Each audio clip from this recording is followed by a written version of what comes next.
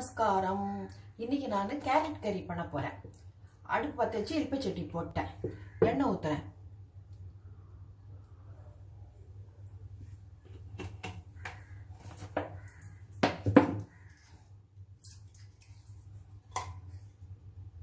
கடுகு,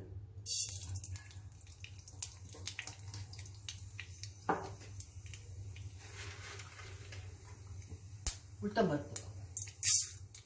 கடுகு வெடிச்ச உடனே கேரட் அலம்பி வச்சுருக்கேன், அது போட போறேன். கடுகு வெடிச்சுடுத்து கேரட் தோல் சீவி பொடியா நறுக்கின்னு இருக்கேன். இப்போ போடுறேன்.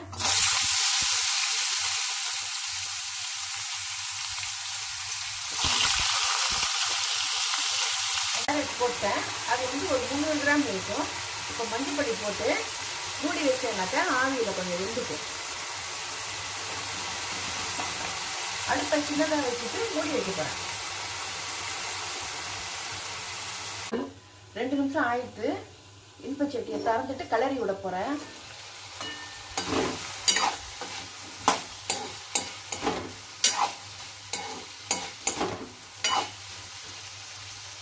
இன்னும் ஒரு 2 நிமிஷம் வைக்கிறேன், மூடி வைக்கிறேன். 2 நிமிஷம் ஆயிடுத்து. காய் வெந்திருக்கும்.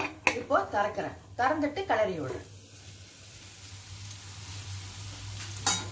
இப்போ உப்பு மிளகாய் பொடி போட்டுட்டு ஒரு கலரிட்டு அப்புறம் தேங்காய் துருவி வச்சிருக்கேன், அதை போட போறேன்.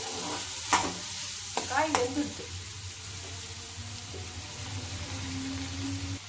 உப்பு போடுறேன்.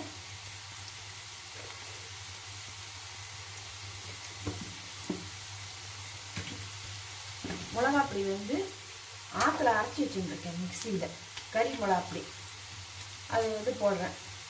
அது எப்படிங்கிறது நான் இன்னொரு வாட்டி வீடியோ போடுறேன்.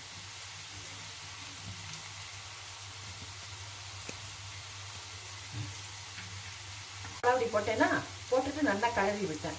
ஒரே ஒரு நிமிஷம் அதை அப்படியே வச்சிருந்தேன் அடுப்பில். ஏன்னா அந்த உப்பு வரப்பெல்லாம் அதை இறங்கணும் அப்படின்ட்டு. இப்போ 1 நிமிஷம் ஆயிடுச்சு. இப்போ துருவி வச்ச தேங்காவை அதில் போடுறேன்.